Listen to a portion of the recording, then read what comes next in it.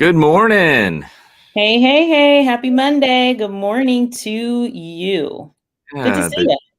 good to see you too. It's the day after Easter. This is Talent Talk, and this is our Monday edition, which means that we have a guest with us that is got a little bit of relationship into real estate. We try to talk to some affiliates or people that we love to support, and we definitely have one today. And if you don't, I think this guest is really good because I've heard of what he's associated with, but I didn't really know a whole heck of a lot about it, even though it's one of the causes that with the Thurston County Realtor Associations in the past we've supported. But you know what? I didn't know as much as I thought I would have known about. What Right. about you? Well, we're gonna learn something today. And you know, not to make this a big mystery because we're going to meet our guest in a moment, but he's with the CEO of the Thurston County Boys and Girls Club. Have always known about them, at least as far as name, but I don't know that I really understood the mission. Right, right. And right there with you. We've talked about the Boys and Girls Club, and there's been donations and things that have happened, to support the Boys and Girls Club and knowing that it's Mhm. going for a good cause, but not truly understanding exactly what they do and how big of an impact they really are having on our community. So, Yeah, um, I'm so glad you said that because that's the part that when it comes to the association, how is that affiliated to real estate? It's because of the impact on the communities and how they support and make what our homes, the people that are around us, how it makes us better. Even though we don't realize the immediate direct impact, it's around us all the time. it's foundational. Yeah. So we are really pleased to bring on the CEO of the Thurston County Boys and Girls Club, Chris Woods. Oh, were you wanting to do that now? Oh, Or did we want to? At the very least, we I'm have like, a I'm trivia like going through. Okay, we'll wait. Chris, Good I can morning, see Chris in Davina. the back. I can see Chris in the back room. He's like laughing. Uh, And Christy and Jared are like, throw it now. So we do have a yeah, trivia question. I guess it's my yes, turn. we do. I'm normally doing the introduction, so I just got lost in myself. So we You do know have a what? It is trivia the day question. after a weekend. Oh my So, gosh. I'm still in a food coma from yesterday. Um, mhm. so the trivia question is, when did the first Boys and Girls Club of America originate? Is it in 1960, 1929, 1906, or 1880? They're all fairly close Yeah, in the timeline. So we got to separate this one with a toothpick. no Googling, you guys.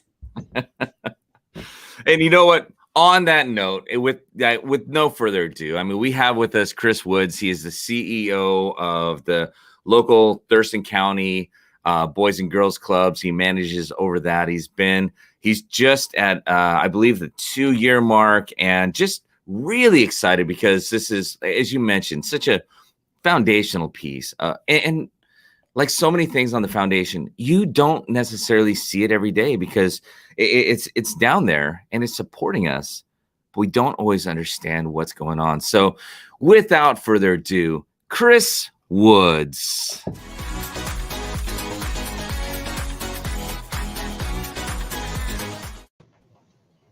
Hello. Oh my goodness, I'm the pickle in the middle. You are Good morning. you're the Good morning. jerkin. I am the jerkin in the middle. Hi, good morning, Chris. Good morning. Thanks for having me. No, Yeah, thanks well, for thank you. joining. Yeah, we had a Chris, you stepped in like we were looking for.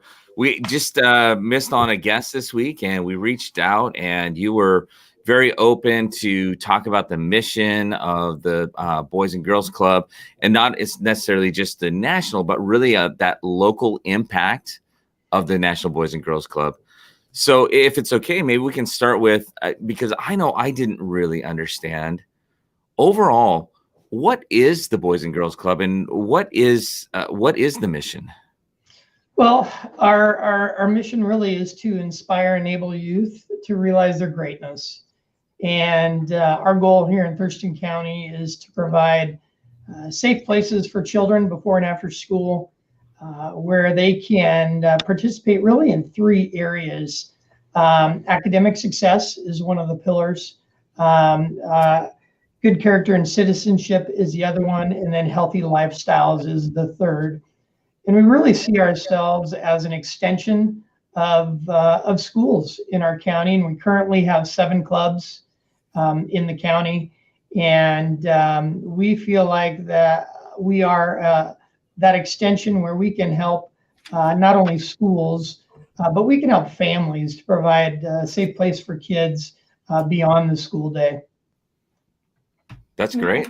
That is really great. And I know as a parent, even as a working mom in a 2 household family, and even struggling with where to what's going to happen with after school. There's no one that's going to be home, and so can you talk a little bit about who are the clients? Like, who are the families, and how is a child or a family eligible to use the Boys and Girls Club? Yeah, that's a good question. Any family is eligible to use our clubs. It's school-age children from kindergarten all the way through senior year in high school. We have teen centers at our clubs, and then we're serving, like I said, all the way down to kindergartners. And so really any family that has that need for before or after school care is eligible. And we try to set the bar very low for families as far as the financial impact. And we work with them on an individual basis. And if they need some assistance in tuition for their child to attend, we are more than willing to work with them on that. And typically we countywide hover at about a little over 50% of our families need some sort of assistance to attend our club, whether it's partial or full. But we're available to all families, especially those families who need us most outside of the school day. And we really feel like we want to be a service to any of those families, whether both parents are working or one is working, doesn't matter. We want to be a support for kids in our community. Yeah, that's so good. And having a mission is so important, because that is the thing that will help drive things forward. But, there are a lot of causes that one might support. And, congratulations on 2 years. 2 years. Wow, that's phenomenal. But you know what? You weren't always. So 2 years means you were not always the CEO of the Boys and Girls Club. And you may not have always been involved. You may not have grown up as a club kid. For you, what brought you into the fold, and why has this become your mission? Why has this mission become personal for you? Well, after 22 years in public education, most recently assistant superintendent in the Tumwater District, and before that, I was a high school principal at Capitol High School, and elementary principal, Pioneer Elementary in Olympia, and teacher and coach. I really felt like I wanted to have the greatest impact possible in helping families and children in our community. And I really believe the Boys and Girls Club gave me that opportunity to work with families all across the county, not just in one school district, but currently in 6 school districts. I get to work with administrators from all of those school districts, many of whom I've worked with and I know very well. So I just felt like my experiences and my strengths could help our program to expand and grow, and maybe provide more opportunities for children in Thurston County. That's good. You make me want to be I know, right there too. Right? Like, hey, we'll take you, whether you want to volunteer or we could hire you anytime. We're always looking for good people to work with youth in our community. That's so good. that is good. And that brings to another question in regards to the operations of the Boys and Girls Club. And you mentioned staff and volunteers. Like, where where does your staff come from, and how important also is it to have a group of volunteers to also support? Well, it's kind of fun because 25% of our staff are former club kids. So these are kids that attended our clubs maybe as early as kindergarten and were with us maybe a couple of years, maybe many, many years, and then worked into a junior staff member where they were working on a part-time basis and had a mentor and had somebody that they were working alongside, to then becoming a regular staff member, whether that was part-time or full-time. We have many high schoolers, college students, and then others who are just passionate about our mission and helping children and families in Thurston County. And it's great because we are always finding fantastic people to help us. And sometimes, like I said, it's high schoolers who are passionate about working with kids, and then many of them go on to college in some field of working with youth, and then many of them come back and work for us in the summers. We also depend on volunteers, like you had mentioned. We have over 100 volunteers in a typical year, over 100 volunteers at our 7 clubs in the county who are helping, coming in, and whether it's working with children one-on-one with their academics, or doing specific type of programming with them, arts and crafts or things like that. We really rely on those volunteers to help us run our programs. Yeah. I think it's a huge testament when you say 25% of, or even maybe a little bit more of the volunteers and staff are club kids, because it shows how much the people who are participating really believe in the program themselves.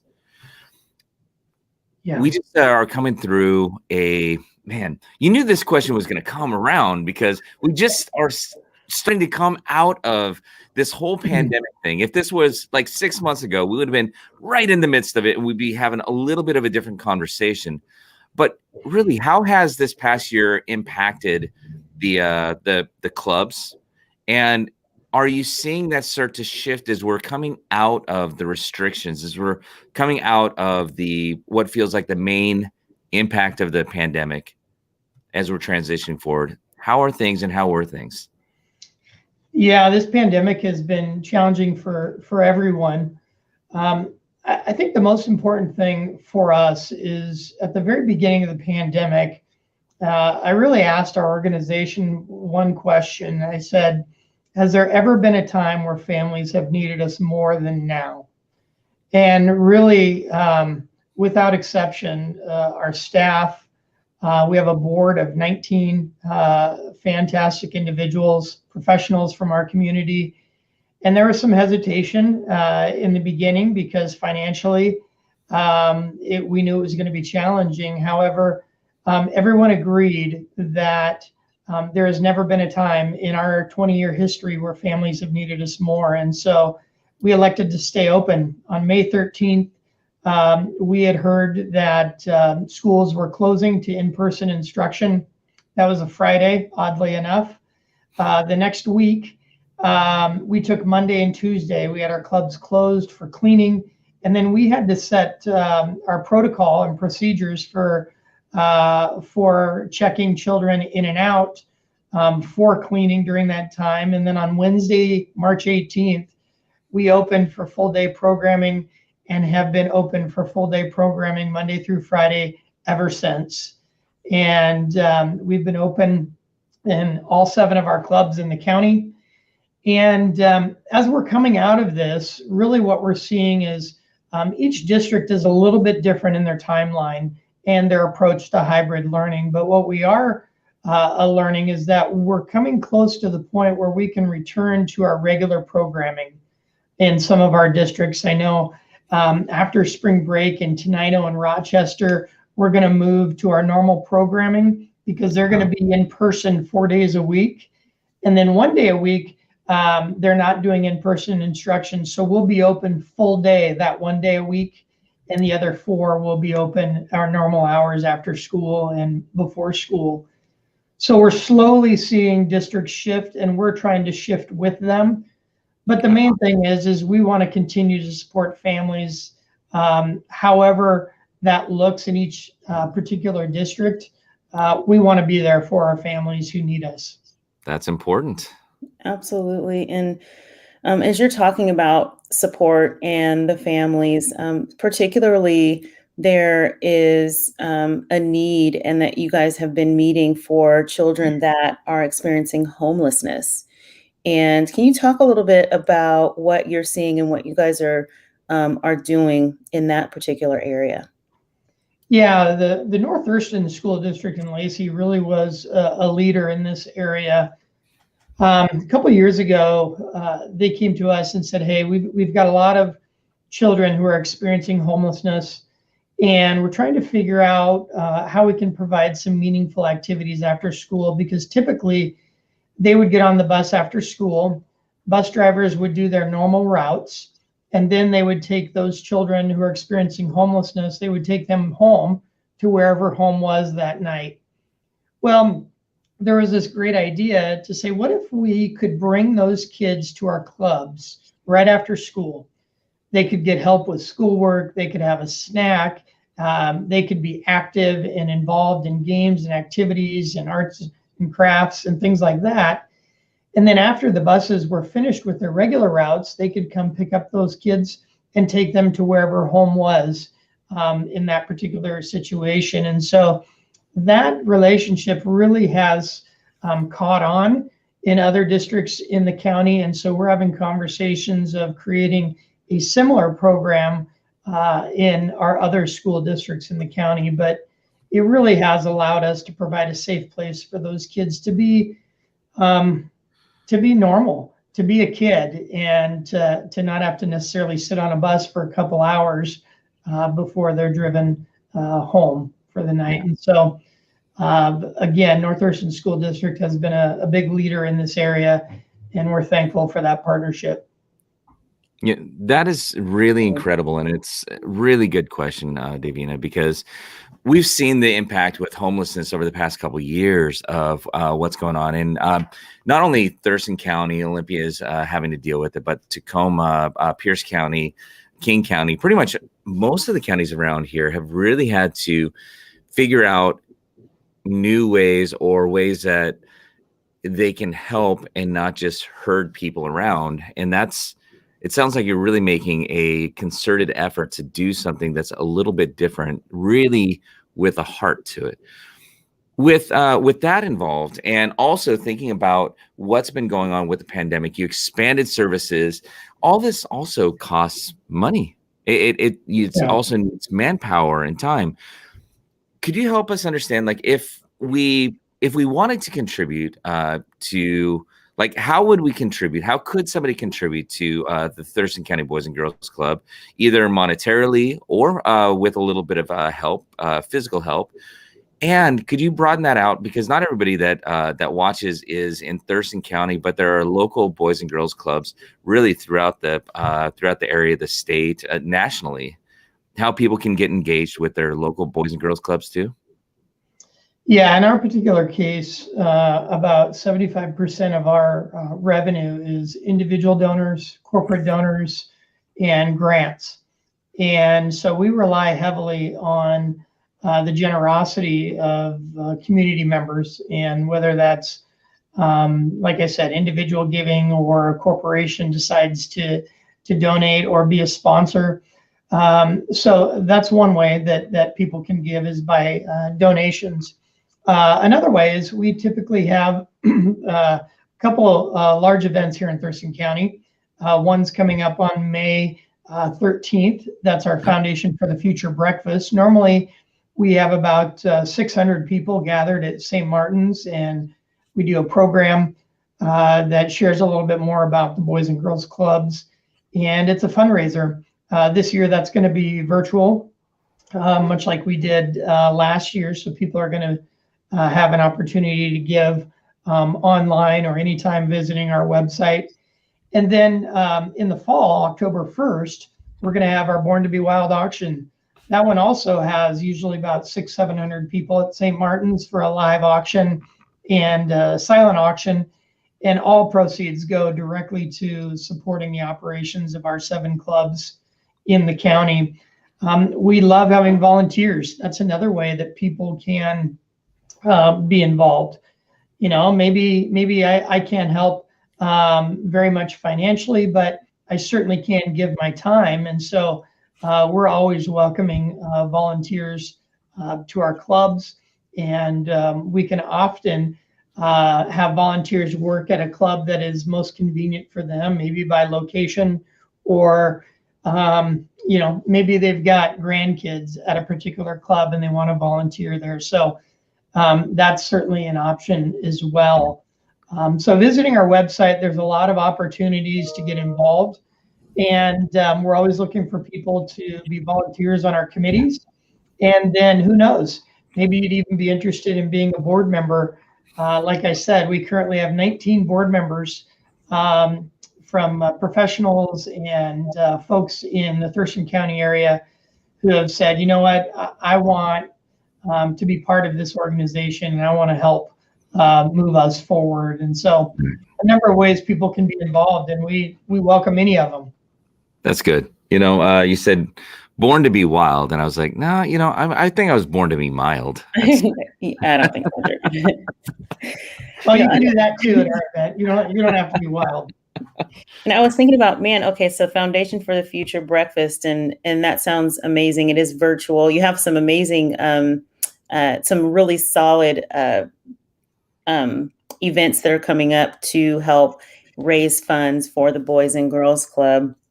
Now, with that being said, what is there any, like, if you were to say you had, I know there's needs and there's areas, but is there a need like a big need that hasn't been met that you're saying, gosh, one of our biggest needs, a big nugget that we need to really knock out? Is there something that comes to mind right now? Well, aside from donations, again, as I said, about 75% of our budget does come from donations of some kind, but also supplies and materials. Always looking for school supplies that people want to donate. We often do adopt a family during the holidays. So we're looking for individuals and organizations who would like to be part of that. It's a huge undertaking in our organization where we have an opportunity to help families during the holidays and provide some much needed items, but also able to provide some gifts for the family during that time. So just household items like that, school items, we also use at our clubs. I think we've got enough PPE stuff for quite some time. That's all been donated, and we've really appreciated that. But really donations of money, but also donations of items, and visiting our website or give us a call or email, and we'd be happy to talk with you more about how you could be involved. And really the things I'm sharing about Thurston County apply to Boys and Girls Clubs across the state. There are 14 organizations in the state. Each one of those organizations has a number of clubs, and all of us really kind of operate the same as far as a large donation base for our revenue. And so all these things that I'm sharing with you would apply to any of the Boys and Girls Clubs across the state and across the country. Yeah. It's funny you mentioned about the PPE, and it's not funny, but not ha funny, but just thinking about, hey, you're well stocked now, because it reminds me of like last year, right about this time, trying to go to the store and get just the necessities of toilet paper or paper towels or just these small things, hand sanitizer, where we do have the availability now, so we're kind of good through there, but still that support from either monetary or volunteer is really needed. Boys and Girls Club has been around, you mentioned, the Thurston County Boys and Girls Club is coming up on 20 years. 20 years, yes. It first started in 2001 at the Tumwater Club, which is located right by Tumwater High School. But this fall, actually, Born to Be Wild event on October 1st is going to be the kickoff of our 20th year celebration. And really, it came about with a vision and really this dream that some key folks in the community had to say, hey, what if we got a Boys and Girls Club started in our county? And here we are nearly 20 years later with 7 clubs as opposed to just the one in Tumwater. And we continue to grow because the need exists and will continue to exist. And so I know we'll be looking at other ways we can grow and expand in our community, but it's hard to believe 20 years. Yeah, it all starts with a seed. Yeah. And I think Davina's got a question that builds on that. Yeah, well, over the 20 years that you guys have been here and serving the community, I know there's been a lot of families and kids whose lives have been touched, and I'm sure a lot of staff members and volunteers whose lives have been touched as well. Is there any particular moment or memory that comes to you that you'd like to share about a life or lives or a family that's been impacted by the Boys and Girls Club? Yeah, I think something that actually is very relevant and new. You may have seen some advertising and out on social media. Our Youth of the Year candidate from the Rochester Club won the state competition recently and will be competing at the Pacific Northwest regional level on May 12th. She'll be competing against others from states in the Pacific Northwest. And if she were to win that, she would go on to the national competition. And really, Elizabeth is a great story of the Boys and Girls Club. She grew up in the Boys and Girls Clubs, her and her siblings. She has 3 other siblings and a single mom. And she needed a place for her children before and after school so she could work. And so these kids really grew up in the clubs from a very young age.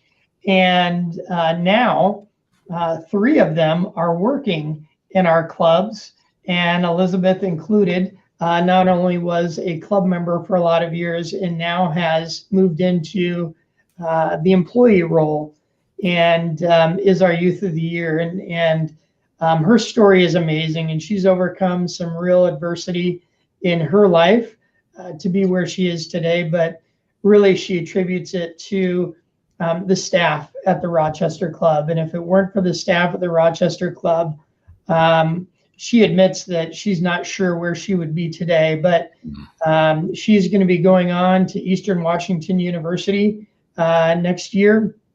And we know that she's going to do something that's going to make this world a better place. And Elizabeth is just a great example of one of the many club children that have grown up to be successful. And she's only a senior in high school. So it's pretty fun to see these lives change. And many of these kids stay connected with us, even if they're not working with us. They stay connected with us long after their years in the club. And it's kind of like a family. And the staff here are mentors for them for life. And so Elizabeth is just one of the many stories that we get to tell from our 20-year history. That's good. And it gets exposure on a bigger, broader stage. And, it also helps to shine a light on, because there are many Boys and Girls Clubs, not only across the state, but across the nation, and being able to focus a little attention on this area here in Thurston County is pretty incredible. As you've been the CEO now 2 years, that means you're pretty intimately involved in helping guide the vision into the future. We just are getting out of, like we talked about, a pandemic. We're moving into kind of a changed world. It's not the same as it was. We A haven't whole new defined it. world, right? Yeah, exactly. And that's right, Jasmine. But we haven't figured out exactly what that is. But where do you see, I know you can't speak for boys and girls clubs across the nation, but you can speak to the direction and the vision that you have for the Boys and Girls Club for Thurston County, currently at 7 clubs. Where do you see the future of this local Boys and Girls Club? I shared earlier about the 3 pillars of our foundation here at the Boys and Girls Clubs, and one of those was good character and citizenship. I don't know that there's ever been a time where we have needed positive contributing members of our society more than we do now. And so I really believe our job is to walk alongside these young people and help them navigate challenges that maybe we've never seen ever. But I think with positive relationships and mentors who love and care about them and the willingness to walk alongside them through these challenges, I think we're going to equip these kids to do some great things, not just in our communities, but in our world moving forward. And so I guess in a nutshell, really for us is I think we've learned that we all need to be equipped for handling adversity. And I think that is a big part of what we do. And I think we got to continue to be able to help these young people grow in such a way that they can overcome adversity and kind of be positive lights in our community. We have enough negative stuff that goes on. You just have to turn on the news that I have hope, given the young people that we get to work with, over 3,000 young people a year in our clubs. I have a lot of hope that things are going to be just fine. So I think supporting them. And then I guess another more specific piece is social, emotional, and mental health. We're seeing challenges today that we have not seen ever in our young people. And so being able to support them socially, emotionally, and providing them whatever supports they need is also going to be key, because we have a lot of kids that are hurting. And I think our clubs are a safe place for them to be and to be able to get support in those times where they are hurting. And we know that's an issue right now. We're hearing a lot about it. So I'm glad you said it like that, because when you talk about that, a lot of kids who are hurting, you would never know it from the outside, though. Everybody carries a smile. Everybody is having a conversation that feels like it's normal, this new normal. But below the surface, when you mentioned you have a lot of homeless kids, not everything during this pandemic has been easy for families. Many families have struggled, and sometimes when struggling, there's fighting, and kids are dealing with a lot. So, I mean, it's incredible that a place like yours can exist for them to be around other kids and maybe get that emotional support. I'm really happy you said that. Yeah. well, thanks.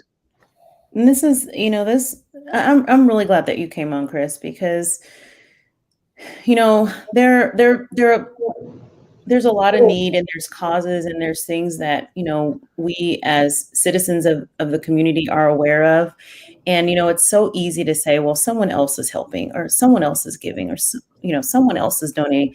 I think we need to just remember that someone else is us, that someone else is you, that someone else is, and we can't depend on someone else to do the work, because that means no one else does the work. We have to say I, me, we. And I really am thankful that you just brought this to top of mind, that we need to do something, and that we need to make sure that our kids are taken care of.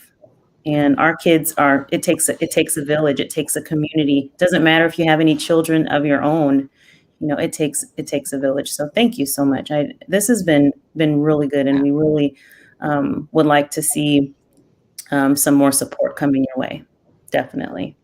Yeah. Well, thank you. I really appreciate you guys having me, and we're always happy to talk about what we do and why we do it, because we think it's kind of a big deal, and I can't think of a better investment than kids. And so appreciate you guys being willing to talk with me about what we do. Yeah, we like it because you know what? The impact that children have within, again, the communities, everything else, having a place to go and not end up being, not taking that that wild child mentality out and not having a good productive way of being able to expend that energy, or the social support to really be productive rather than other directions that it might go. And being able to support you. You mentioned about having a positive spotlight. Like, a lot of the news and everything else is really negative. Love having somebody like you on, because we actually focus on something that is positive and something that's growth. And whether somebody's heart just beats, like it makes them palpitate for the cause that you have, or whether it's any cause, like Davina was mentioning, getting involved and doing something rather than just sitting back waiting for somebody else to do it. Just another good message to help deliver and, really stand behind. Yeah. Well, So good. thank you. Thank you. And just so that everyone knows, specifically in Thurston County, there is a website, a Boys and Girls Club, and it's there on bgctc.org. And if you are outside of Thurston County and you would like to get in contact with your local Boys and Girls Club, there's bgca.org. So thank you so much, Chris, again, for joining us today. And we are looking forward to hearing some more good stories. Absolutely. We've got many great stories, and you're always welcome to come if you want to come tour our club. We always love taking visitors through a club so they get to see what we're all about. So just let us know. We love giving tours. Oh, so good. Yeah. Definitely. All right. Definitely. Thanks for the invitation, and we'll be in touch. I think we'll take you up on that. Absolutely. All right. Sounds good. All right. Thanks so much, Chris. Thank you, guys. All right. And Chris, if you want to hang out for our trivia question, you can, before going out and back. And that is, Christy, are you going to come in for that? I'm just running with it. Hey, everyone. So, yeah, Davina's like stealing my spotlight over here. So I know. The only segment here. So, today's trivia question is, when did the first Boys and Girls Club of America originate? Is it A, 1860, B, 1929, C, 1906, or D, 1880? Already from those selections there, you can tell that you guys have been doing this for a very, very long time, which is amazing. But any guesses? Oh! Oh no! I'm going with A. That is definitely a good guess. I have no idea why you would think that that's the answer, but my finger completely slipped and I hit the key. So today's trivia answer is A, 1860. That was a really good guess, Jurgen. Thank you. That's funny. Oh my goodness. That's good. And all right. Well, that's a really long time. 120 year. How 120 years? 160 years? Yeah, that's 160. 160. Okay, I'm just saying I'm still in that food coma. Can't do Yeah. And it originated in a house. What was the do you know the backstory to it?